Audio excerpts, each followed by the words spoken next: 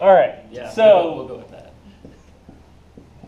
let's solve some examples of first order linear homogeneous things.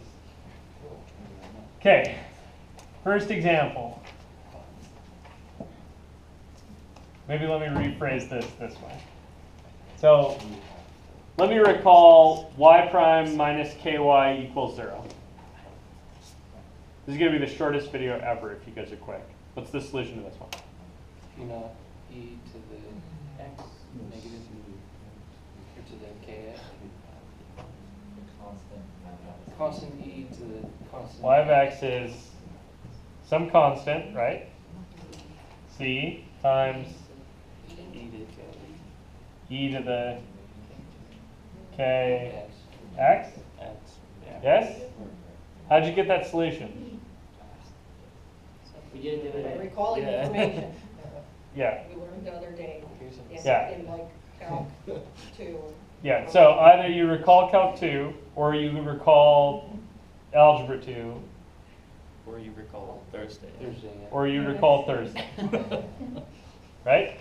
Okay, good. Somehow you get this. Where's the parameter in this? Yeah, that's the C here. You guys cool with that? Why isn't it a plus C?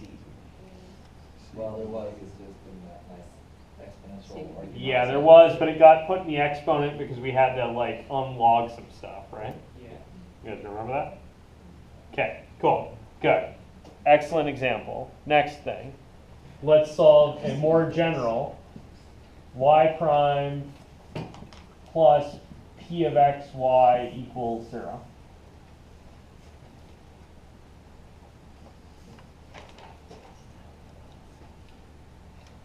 Okay, so thoughts? They're all going to be of that form roughly, right? Yeah, I mean, that's literally the form, right? So if I can solve the form, I could be done with linear first order homogeneous equations. We would just put the p of x into the exponent, right? And then have a different constant down. Almost, yeah. Well, how about the do? Okay, so let's solve it with separation of variables, because I taught you guys that, right? Okay, so how do you separate the variables here? What do you do? Do a thing? Divide by dx. No. Not yet. You don't want to do that yet. So first things first, rewrite Leibniz notation, right? Yeah, dy dx. Yeah. Okay, so I have dy dx, but I want what? I want this to equal some stuff, right? Can we do it minus p of x, y? Yeah, so first let's subtract, right? So we'll get minus p of x times y. You guys with me on this? Okay, so now that I'm here, so this was a Leibnizize and also a subtract p of x times y from both sides, right? Is that real notation? What, the word Leibnizize? Yeah, I was just wondering. Yeah, that's a real notation. Totally official. It's Needs official. to be. I just said it was. You can tell everyone. At Columbia College, this kind of thing flies. You could write the word Leibnizize. I don't even think they would know what it was. Use that in English class. I dare you. If I wasn't done with it, I would. Okay. All right, good. So we did this. Now what? What's next? Times by dx. Divide by y. Okay, so you need to move the y and you need to move the dx, right? So you should multiply both sides by dx over y. Right? So that'll get you what over here? Y dy. 1 over y dy. You'll get a 1 over y dy equals Negative p of x dx. negative p of x dx. Okay, and then what? Slap and new rolls on both And then sides. slap a squiggle on both sides, right?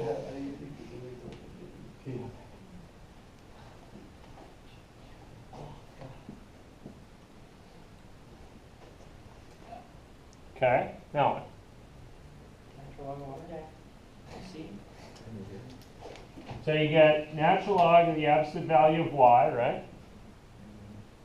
Equals, Something, whatever the heck that is. The integral. yeah, whatever the heck that stuff is, minus the integral of p of x dx, right?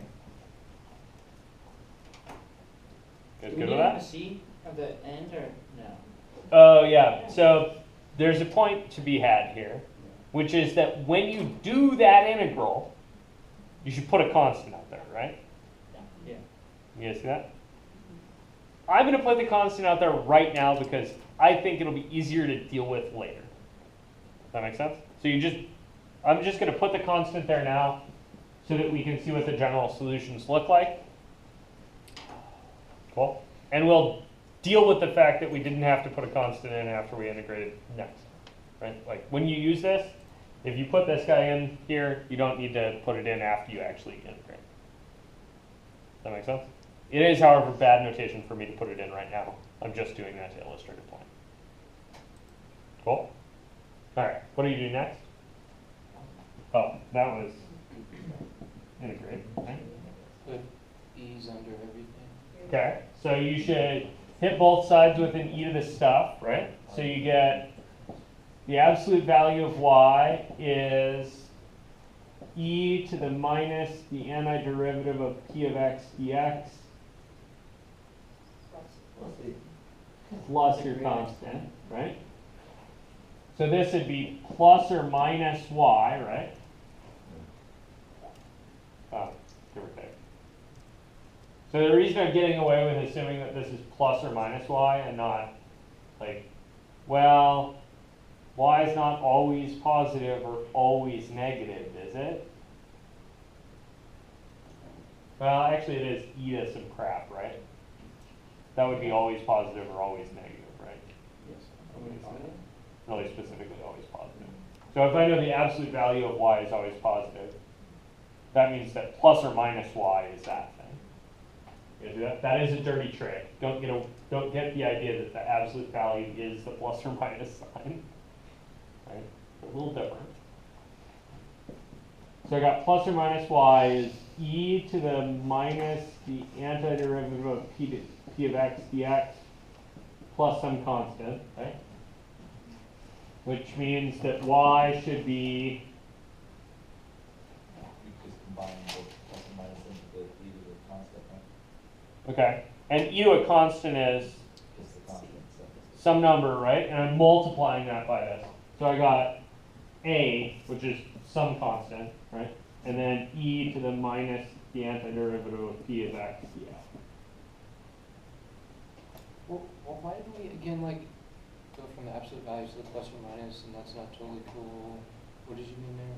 So if the function y were sometimes positive and sometimes negative, then I wouldn't be able to draw this distinction of dropping that for a plus or minus sign. But my suggestion here is that the absolute value of y, right, is always this positive function, right? You guys see that? And that still wouldn't actually be enough, but I'm just going to assume some continuity and stuff about y to get there. You guys see that? It's really sort of a dirty trick. I'm unapologetically pulling a dirty trick. Okay, cool. Good talk.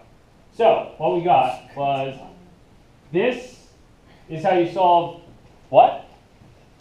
Y prime First minus order ky. linear homogeneous differential equation. Yes. This solves first order linear homogeneous differential equations. So many words. Cool? Good? Questions? Yeah. So since we're assuming that it's always positive, we can put the plus or minus. I don't really understand that. A could be positive or negative. Yeah, I just ate it into the A. So A can be either positive or negative. Okay, but and then we can get rid of the absolute value since we always know that e to the whatever is going to be hopefully positive. I'm really pulling a dirty trick there and not telling you about it, but yeah. Okay. There are some assumptions I'm making on y that make that reasonable. I mean, y is right But- there, though. Yeah, there's a y. I mean, but the e to the stuff, but that's always positive. Yeah, but that normally, like, yeah, of course the stuff you get it out of an absolute value positive, right? It's always positive. Of course it is. Right? That doesn't tell you anything about the stuff you put in. You see, I kind of pulled something a little bit quick on you. Yes, you're saying y, It's okay, don't y worry can be about it. anything, it's always going to be positive, so we can get rid of the absolute Don't worry value. about it. It was a dirty trick. Don't do that. I'm just not going to think of it. How about when I replace absolute value bars with plus or minuses, it's okay, and when you guys do it, it's going to be wrong. Cool? Sounds good. Even if we have the exact same problem. Yeah. No. On this problem, you're totally okay. On this problem, you could really forget the absolute value bars, and you'd be totally fine. Like theoretically, maybe we could have fed it a negative e to the negative stuff. Is that what? I don't know. Oh, yeah. There's something a little deeper happening there. It has to do with the assumptions that I'm making about y. Like, that it's continuous and everywhere differentiable and, like, has some kind of nice form and all this stuff. Like, there's some assumptions. Those assumptions combined with this kind of semi-reasonable procedure will eventually get you to that it's okay to do that. That's a little bit shitty. Like, a little bit weird. Cool? Okay. Now, let's just check. Because we solved this one just by eyeballing it, right? Let's check that if we think about this that way, that it works. Right? It's like, Okay. if this thing giving me this answer doesn't agree with me doing that whole rigmarole to this same thing, I probably should not do that. Yeah, the only thing is that I mean, it's good. Like the negative antiderivative of negative k is kx. Good. Perfect. We checked it, right? Because right here, this negative k, that's playing your p of x, right? Yeah. And so if I put that negative k into that form, my thought would be, okay, so y of x should be some constant a e to the minus antiderivative of minus k dx. Right? Like that's what my whole worrying about solving these things should yield. And does it? Yep. Yes. Cool. Seems like it works in at least the one case I tried it in, so it must be a physical law. Right? Yeah. Okay, cool. Good talk.